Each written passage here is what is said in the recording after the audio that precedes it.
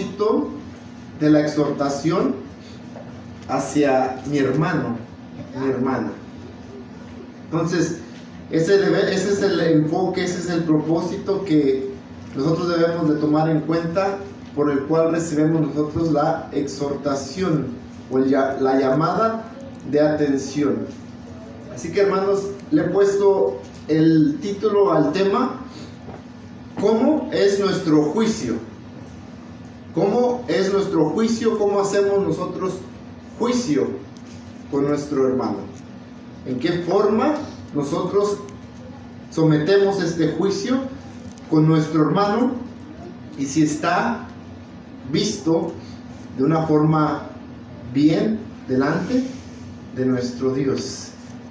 Vamos a leer un relato, hermanos, que se encuentra en Éxodo capítulo 2. Aconteció algo en ese tiempo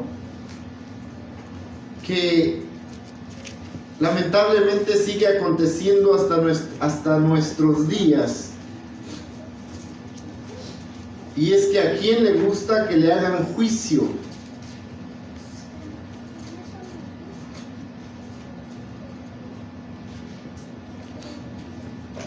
Éxodo capítulo 2, versículos 13 y 14. Dice de la siguiente manera, hablando de Moisés: y salió al día siguiente, y viendo a los dos hebreos que reñían, dijo al que hacía la injuria: ¿por qué hieres a tu prójimo? Y él respondió: ¿quién te ha puesto a ti por príncipe y juez sobre nosotros? ¿Piensas matarme como mataste al egipcio? Entonces Moisés tuvo miedo y dijo: ciertamente esta cosa es descubierta. Entonces, en este relato vemos a Moisés. Todos conocemos un poco la historia de Moisés, que fue criada por unos egipcios.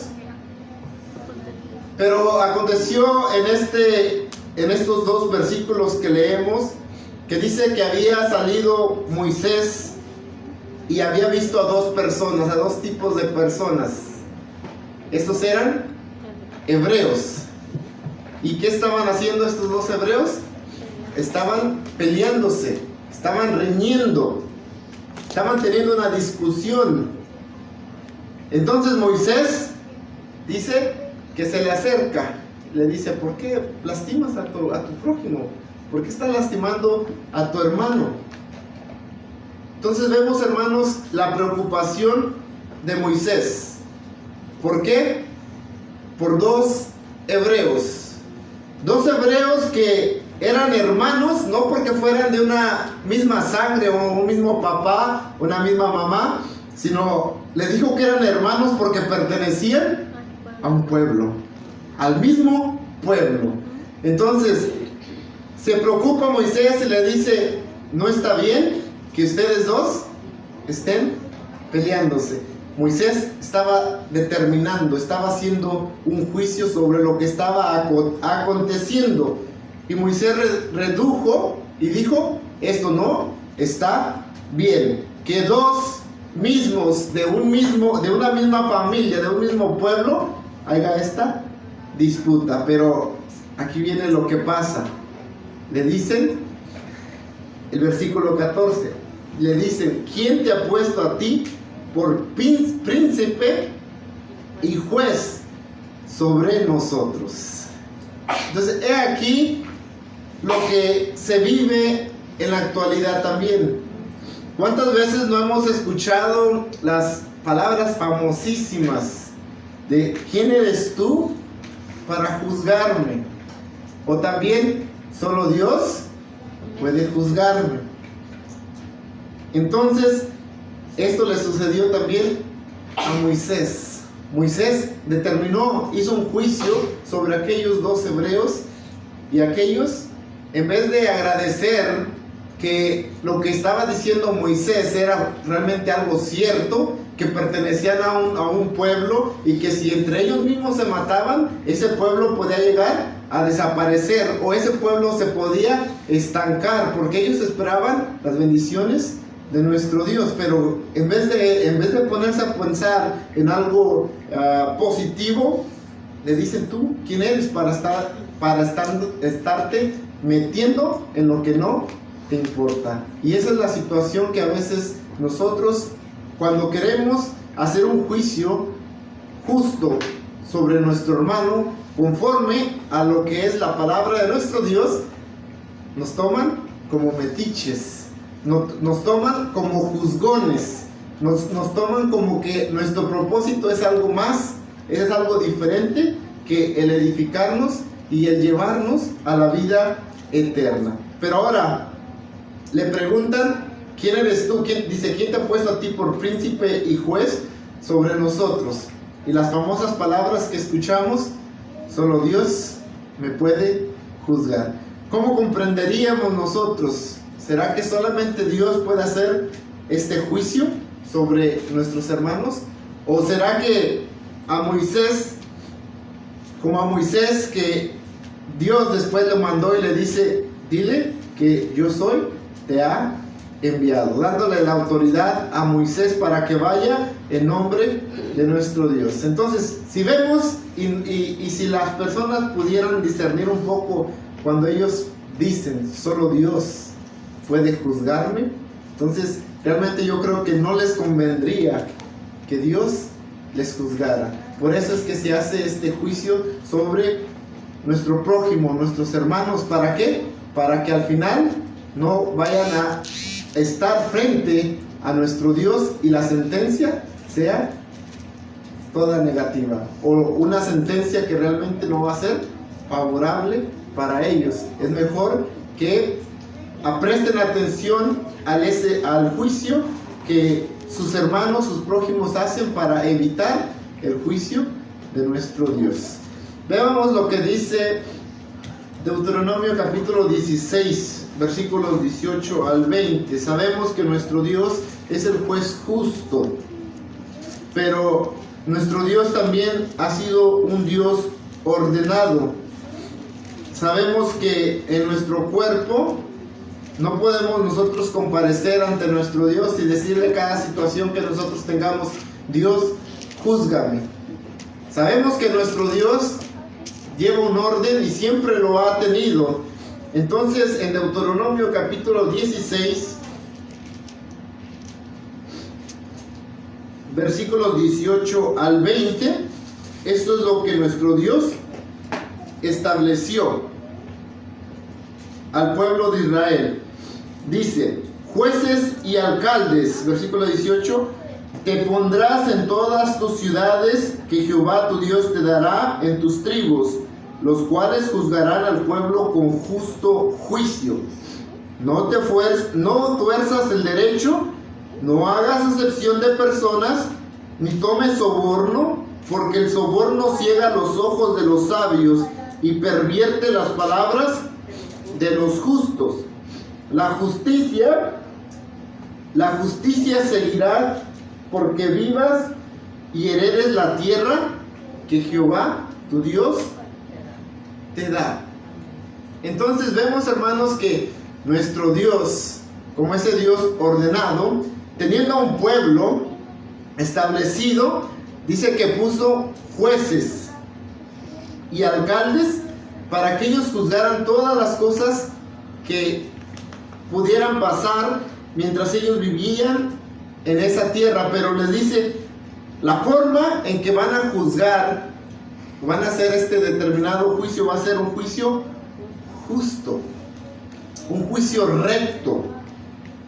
No vas a recibir soborno, ni vas a hacer acepción de personas, sino, dice, la justicia. Es el único objetivo cuando se hace juicio: seguir la justicia, buscar que haya justicia. La justicia seguirás. ¿Cuál es el propósito? Porque vivas y heredes la tierra que Jehová tu Dios te da. Ahora, en este tema no estoy hablando de el juicio que se hace en la iglesia, porque sabemos que parte de estos versículos también aprendemos que nuestro Dios le ha dado la autoridad a el ángel de la congregación para poder determinar el juicio a la iglesia, a los congregantes. Pero cuando hablamos en esta ocasión, ¿cómo es nuestro juicio hacia nuestro prójimo? ¿Cómo es como nosotros determinamos un juicio? Y es siguiendo el juicio que nuestro Dios pide de nosotros. Un juicio recto, un juicio justo. Ese es el propósito cuando nosotros hacemos esta deducción a este juicio. Entonces, el juicio es la facultad de distinguir el bien y el mal, el discernimiento de lo que es justo. Y conforme a la palabra de nuestro Dios, pues el discernimiento de lo que está bien delante de nuestro Dios, basándonos en las sagradas escrituras que nuestro Dios ha dejado. Entonces, ese es el juicio, la facultad de distinguir el bien del mal, el discernimiento de un juicio o la justicia de nuestro Dios. Hebreos capítulo 13, Hebreos capítulo 3, versículo 13, perdón.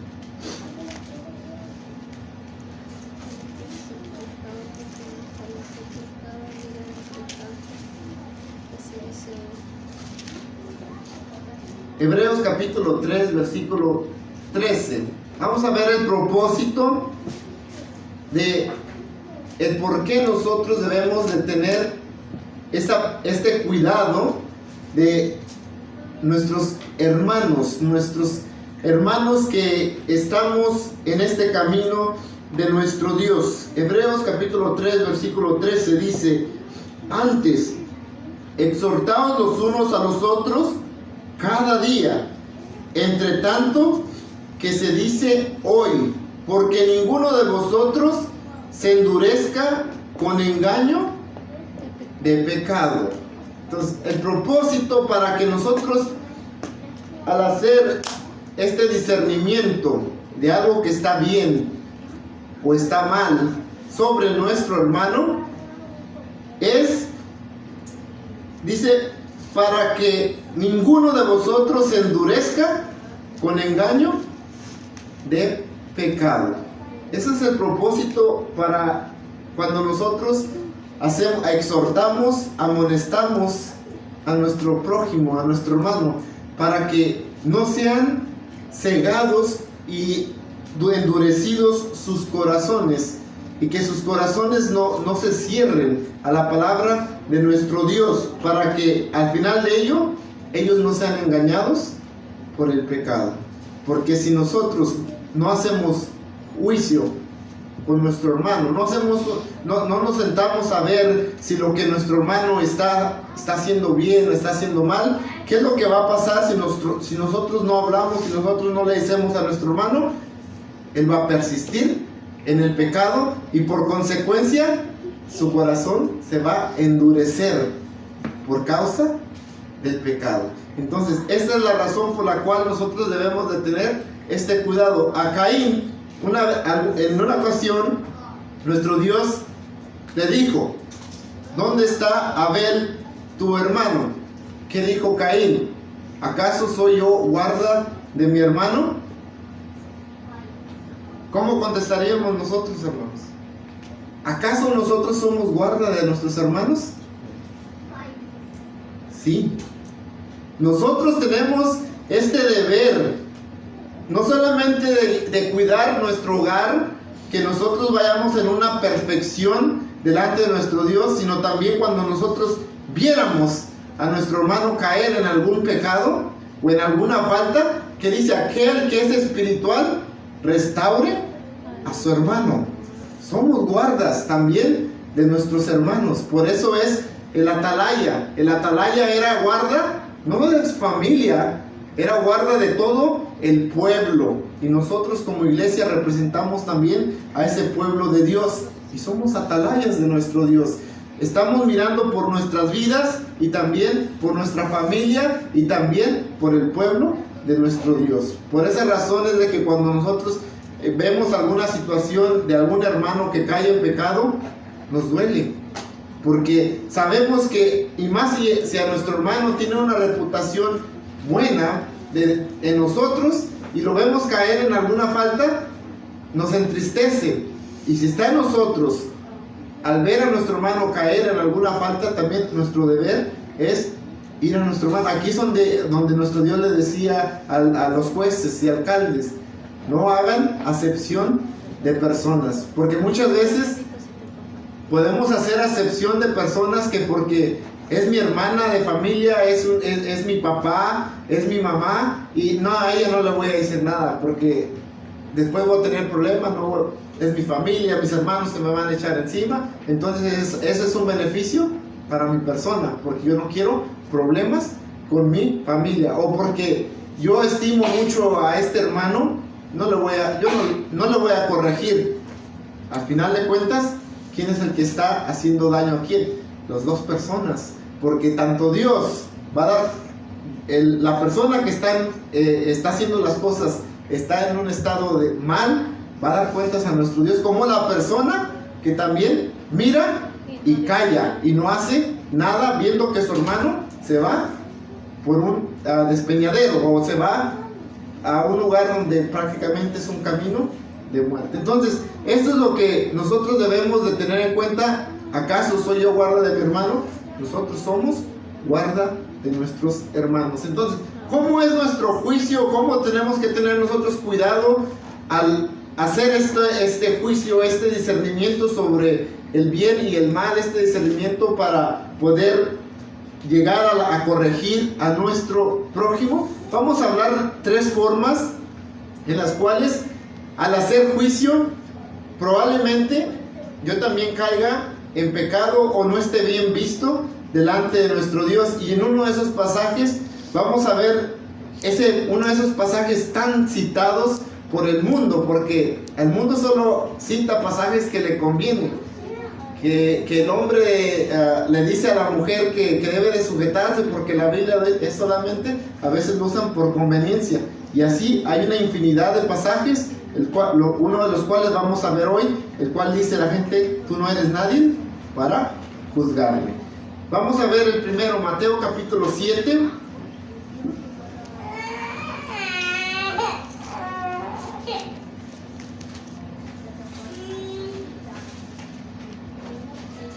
Versículo 1 y versículo 2. Mateo capítulo 7, versículo 1 y versículo 2 dice, perdón.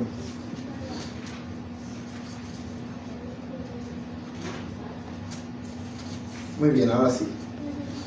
Dice: no juzguéis para que no seas juzgados, porque con el juicio con que juzgáis seréis juzgados, y con la medida con que medís os volverán a medir. Ok, este es uno de los pasajes muy utilizados y que más convenientes para las personas, y más aquellas personas que no quieren sujetarse a la voluntad de nuestro Dios. Dice: no juzguéis para que no seáis juzgados. Ahora, cuando alguien detecta el pecado en alguna persona, ¿cómo le llaman a la persona que detectó el pecado? Un juzgón, un criticón. Le dice: ¿para qué juzgas? La Biblia dice: no juzguéis para que no seáis juzgados, porque de la misma forma que tú estás haciendo ese juicio, con la misma vara, tú también vas a ser medido. Y a veces las personas que no están muy firmes en esto y les dicen este texto, mejor como que dicen: no, está bien, mejor me quedo callado. Pero los que entendemos, o los que realmente conocemos lo que quiere decir nuestro Señor Jesucristo cuando dijo estos versículos, no tenemos que ir a ningún otro lugar para poder saber la explicación que hizo nuestro Señor Jesucristo. Porque hay muchas personas que, como dicen en la teología, un texto fuera de contexto es un pretexto, y eso es lo que les gusta a las personas, puro pretexto para salirse con la suya, para dejar callado a aquellas personas, más aquellos que hablan mucho, que saben no hablar la palabra, pero saben hablar mucho según su vocabulario. Entonces dice el 3, versículo 3 al versículo 5, esto es lo que quiere decir realmente nuestro Señor Jesucristo, no que nosotros no podamos detectar el pecado. Nuestro Señor Jesucristo no quiso decir que si nuestro hermano está en pecado no debemos de detectarlo. No quiso decir esto. Versículo 3. ¿Y por qué miras, dice, la mota que está en el ojo de tu hermano y no echas de ver la viga que está en tu ojo? ¿O cómo dirás a tu hermano, espera, echaré de tu ojo la mota y he aquí la viga en tu ojo? El versículo 5. Hipócrita, echa primero la viga de tu ojo y entonces mirarás en echar la mota del ojo de tu hermano. Entonces aquí está lo que nuestro Señor Jesucristo realmente quiere decir cuando dice: no juzguéis para que no seáis juzgados. Y este tipo de juicio que a veces nosotros podemos cometer, este error, se le llama el juicio hipócrita, porque así lo dijo nuestro Señor Jesucristo. Dijo: hipócritas, ¿por qué quieres sacar la viga que está en el ojo de tu hermano cuando tú también tienes una? Esto es lo que se refirió a nuestro Señor Jesucristo cuando dice: no juzguéis para que no seáis juzgados. No caigamos en un juicio hipócrita, a deducir un pecado en alguno de nuestros hermanos cuando probablemente nuestro pecado es el mismo o es peor. Entonces, mire lo que dice Génesis capítulo 38.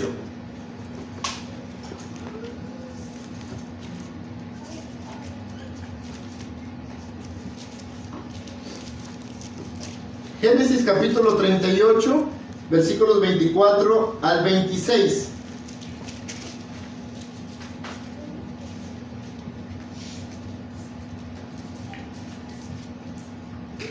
Y dice así: y aconteció que al cabo de unos 3 meses fue dado aviso a Judá diciendo: Tamar, tu nuera, ha fornicado, y aún cierto está preñada de las fornicaciones.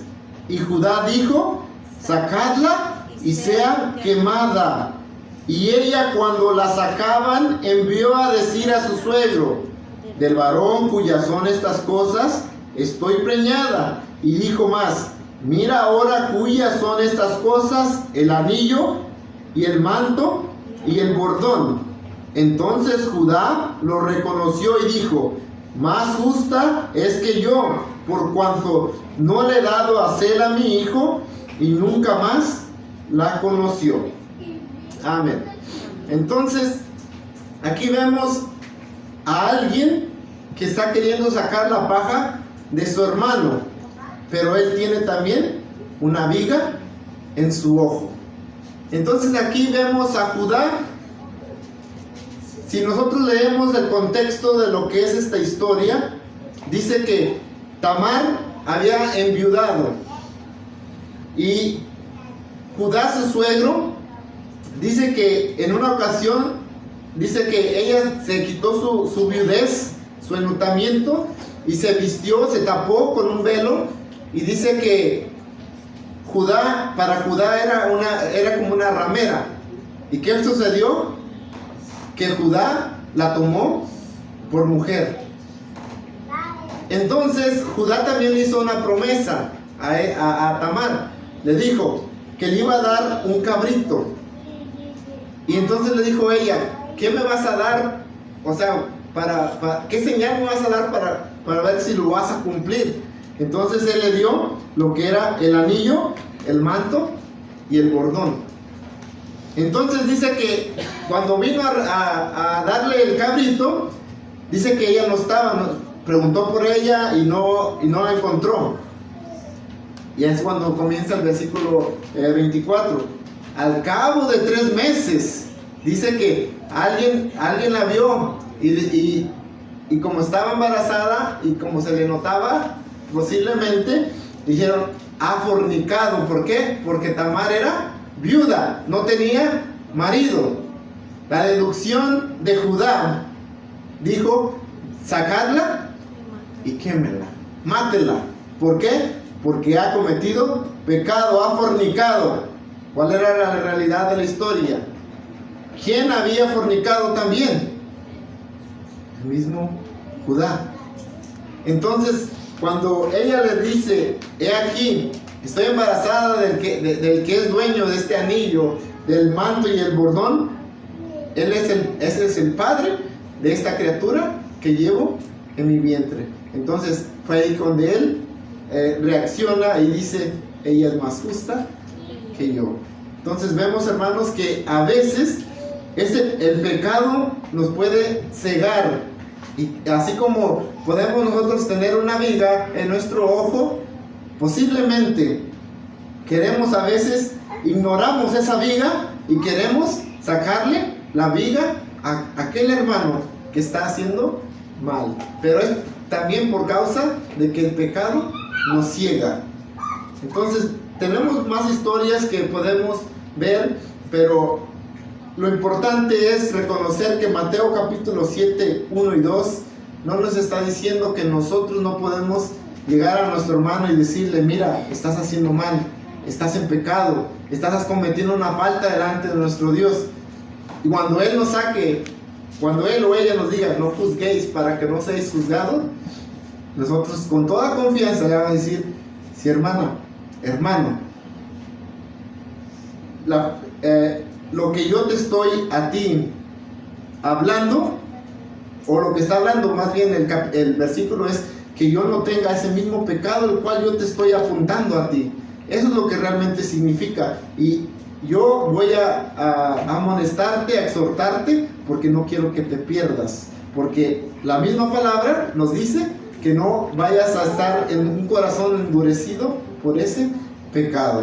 Entonces, si Dios no nos dice que no podemos nosotros poder discernir entre algo bueno, algo malo, conforme a la palabra de nuestro Dios. Entonces, el capítulo 7, Mateo 7, 1 y 2, no quiere decir voy a hacer lo que yo quiera porque nadie me puede juzgar. Pero tenemos que tener cuidado nosotros cuando hacemos un juicio sobre nuestro hermano, para que no caigamos en esa hipocresía, no hacer un juicio hipócrita, porque si bien podemos nosotros deducir algo que está mal delante en las escrituras, pero también nosotros podemos caer en esta misma falta. Por eso se le llama el juicio hipócrita. Amén. El segundo, Lucas capítulo 18, versículos 9 al 14.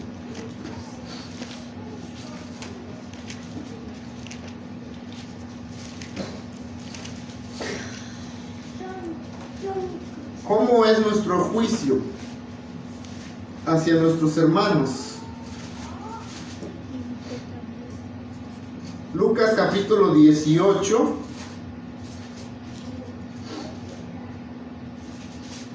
versículos 9 al 14.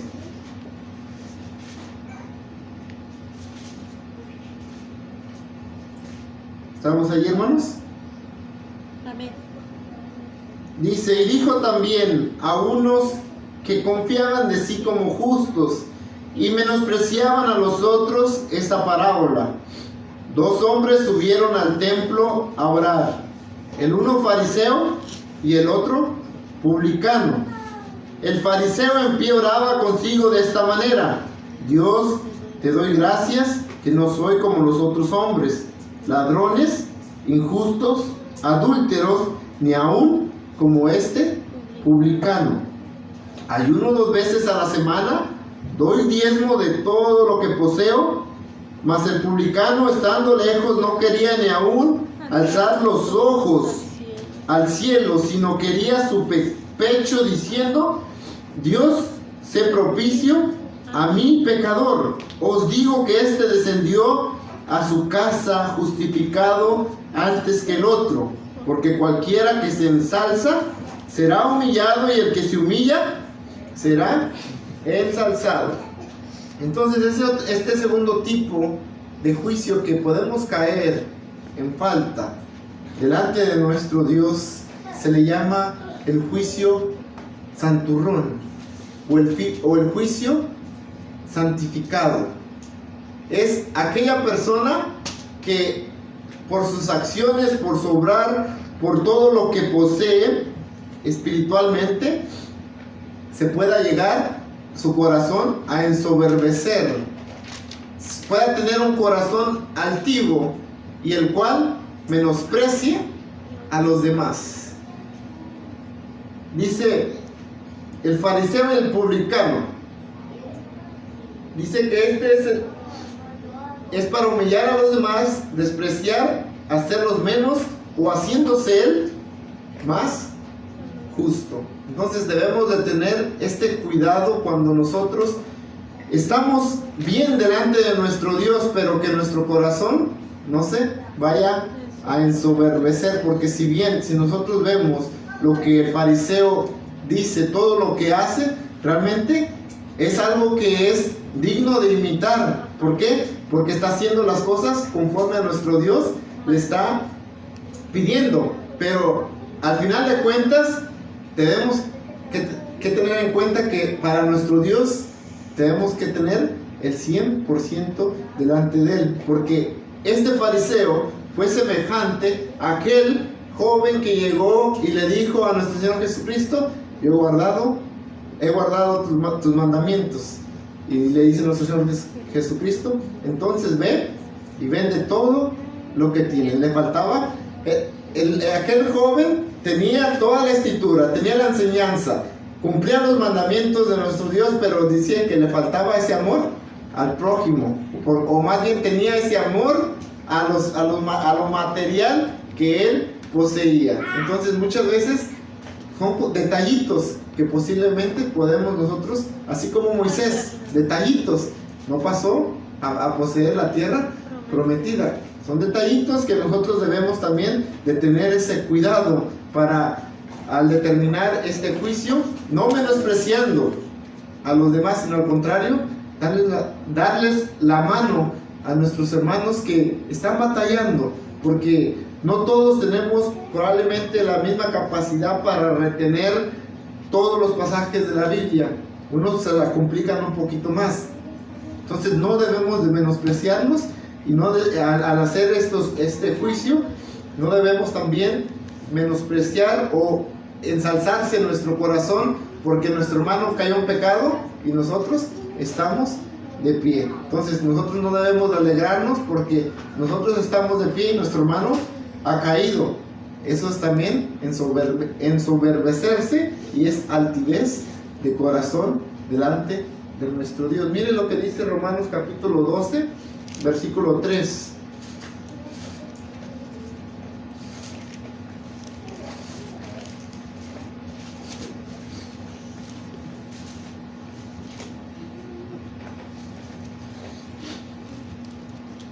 Dice: digo pues, por la gracia que me es dada, a cada cual que está entre vosotros, que no tenga más alto concepto de sí del que debe de tener, sino que piense de sí con templanza, conforme a la medida de la fe que Dios repartió a cada uno.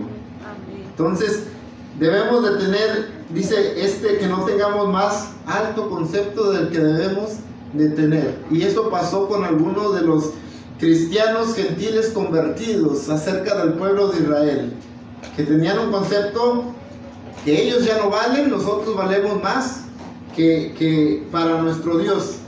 No debemos de jactarnos porque tenemos esta oportunidad. No debemos de jactarnos al nosotros estar bien de pie delante de nuestro Dios, sino tenemos que estar firmes en nuestro concepto y decir también que si nuestro hermano probablemente que cayó en una falta, nosotros no estamos aceptos de ello. Nosotros también estamos en ese mismo peligro, y que si nosotros estamos firmes, tenemos que ayudar a nuestro hermano para que él también se reafirme si es que ha caído en el pecado. Entonces el tercer tipo de juicio que está mal delante de nuestro Dios y que va lejos de hacer ese juicio justo Juan capítulo 7, versículo 24.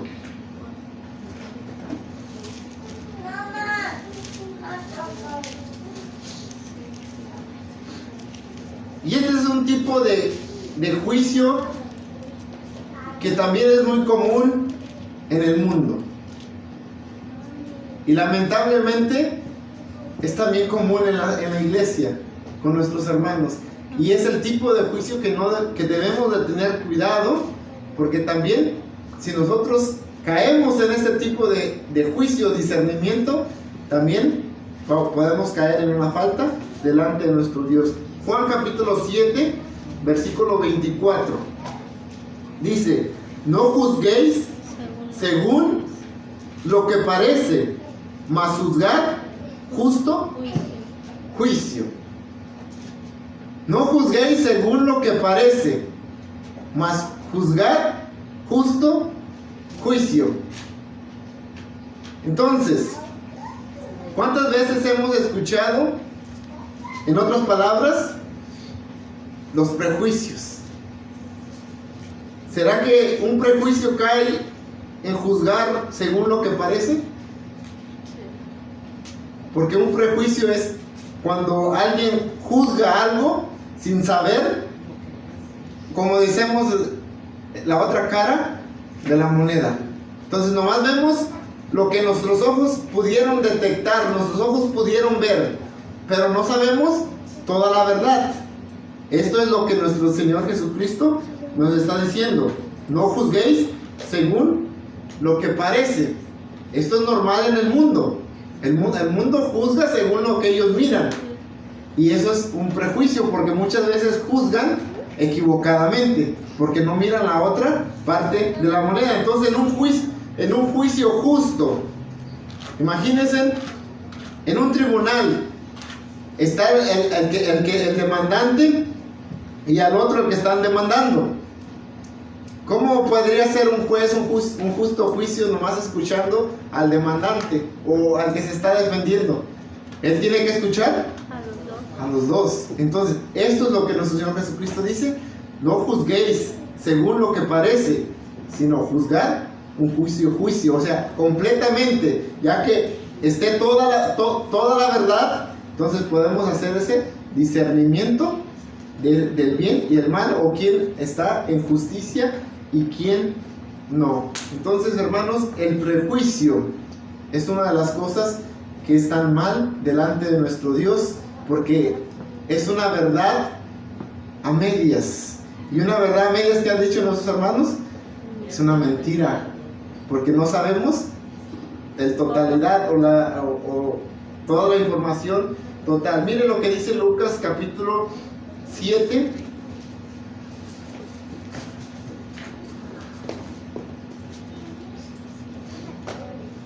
Lucas capítulo 7, versículos 36 al 39.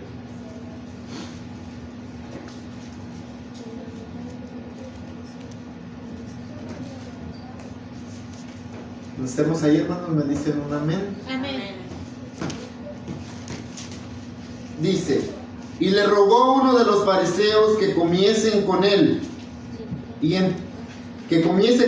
entrando en casa del fariseo, sentóse a la mesa, y he aquí una mujer que había sido pecadora en la ciudad, como entendió que estaba a la mesa en casa de aquel fariseo, trajo un alabastro de ungüento, y estando detrás a sus pies, comenzó llorando a regar con lágrimas sus pies, y los limpiaba con los cabellos de su cabeza, y besaba sus pies, y los ungía con el ungüento. Y como vio esto el fariseo que le había convidado, habló entre sí diciendo: si fuera profeta, conocería quién y cuál es la mujer que le toca, que es pecadora. Este fariseo se llamaba Simón. Entonces, Simón había invitado a nuestro Señor Jesucristo para que comiese con él. En su casa llegó esa mujer y vació todo este perfume en los pies de nuestro Señor Jesucristo, y con sus lágrimas dice que también estaba limpiando los pies de nuestro Señor Jesucristo. Pero hubo un prejuicio de este fariseo, y dice, si este fuera profeta, refiriéndose a quién, a nuestro Señor Jesucristo, si este fuera profeta, dice, entendería que ella es una mujer. Dice el versículo 39, dice, si fuera profeta, conocería quién y cuál es la mujer que le toca, que es pecadora. Entonces, en los prejuicios a veces se toma la vida pasada de la persona para poder determinar cierta acción. En esta ocasión había esta mujer, dice que era pecadora en tiempo, hablando en un tiempo pasado, dice que era pecadora y era conocida por el pueblo. Pero ¿qué pasa en el momento? La mujer está arrepentida delante de nuestro Señor Jesucristo, derramando todo ese ungüento. Pero este fariseo juzga la vida de la persona basándose en ¿qué? En el pasado, basándote en lo que ha ocurrido antes. Y muchas veces recibimos muchos prejuicios conforme a nuestra vida pasada, a nuestra condición del viejo hombre. Porque cuando llegamos nosotros a los pies de nuestro Señor Jesucristo, después nos encontramos con personas antiguas, y hay circunstancias donde no se conoce al final, no se conoce el final de una situación. Pero como ellos juzgan con una mente, conociendo a la persona antes de llegar al Evangelio, ¿qué dicen? No, esta lo hizo con este propósito porque esta persona es así. O esta persona es muy ambiciosa y esta persona va a hacer tranza. ¿Por qué? Porque conocen la vida pasada de la persona, y en base a eso, no teniendo en una nueva situación, no teniendo todas las pruebas, ellos juzgan conforme a las pruebas del pasado. Y eso es un prejuicio, porque es algo superficial. Solamente se conoce una parte de la moneda, no se conoce toda la moneda o toda la versión. Entonces muchas veces también por eso por eso es importante de que nuestro testimonio sea intachable delante de los hombres, porque si nosotros hacemos 2, 3 errores delante de alguien, al tercer error esa persona va a cometer prejuicio en base a esas 3 condiciones o esas 3 cosas que han sucedido antes. Entonces es muy importante para nosotros tener un testimonio más delante de nuestro Dios después del bautismo. Porque antes del bautismo vivíamos en una condición conforme a nuestros deseos carnales. Pero del bautismo para acá es muy importante qué es lo que piensen los demás de mí. Porque por causa de las cosas que yo pueda hacer, pueden hacer un prejuicio para mi persona. Y los prejuicios son esos chismes que también se van corriendo, y la fama de la persona se convierte en una mala fama. Entonces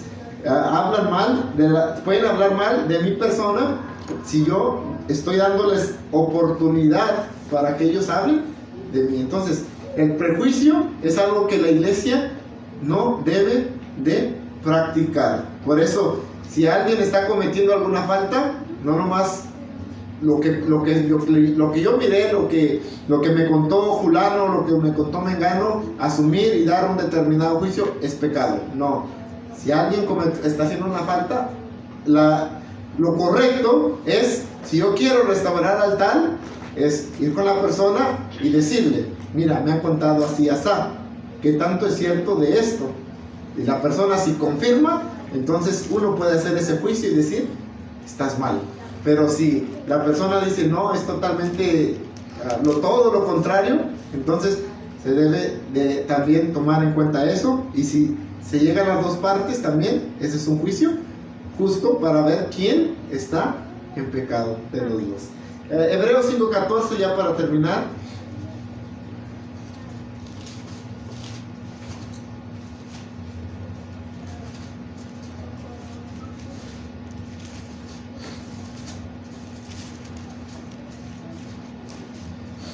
Hebreos capítulo 5, versículo 14, dice: mas la vianda firme es para los perfectos, para los que por la costumbre tienen los sentidos ejercitados en el discernimiento del bien y del mal. Y esto es lo que nosotros estamos luchando, de poder estar firmes para que estas viandas puedan ejercitarnos a nosotros para discernir sobre el bien y el mal. Amén. Porque de otra manera nosotros podemos caer en alguna de estas faltas. Y cuando nuestro Dios nos dice, bueno, la palabra de nuestro Dios dice que no juzguéis, no quiere decir y no le está dando libertad a las personas para que hagan conforme ellos les parezca, o que ellos esperen que nuestro Dios venga personalmente a decirles: tú estás mal en esta falta. No les convendría que nuestro Dios viniera, porque nuestro Dios determinaría y prácticamente daría una sentencia inmediatamente, como lo hizo en aquellos hombres de ayer, que si alguno cometía un pecado, inmediatamente caía la sentencia, era la muerte, porque la paga del pecado siempre va a ser la muerte. Pero si alguien, yo como lo he dicho y como lo veo, si un hermano viene a decirme algo que yo estoy mal, no debo enojarme ni tratarlo de chismoso o criticón o juzgón. Al contrario, agradecerle, porque me está evitando que yo vaya a comparecer delante de nuestro Dios este pecado tan grande. Entonces, para eso estamos nosotros. ¿Acaso somos guardas de nuestro hermano? Somos guardas de cada uno de nosotros, procurando llegar en santidad delante de nuestro Dios. Por eso hay que juzgar, pero con un juicio justo. Ese es lo que nuestro Dios nos está pidiendo: estar firmes, teniendo esos sentidos ejercitados para discernir el bien y el mal. Así que, hermanos, mi deseo es que Dios los bendiga. Paz a vosotros. A vos, paz, que Dios le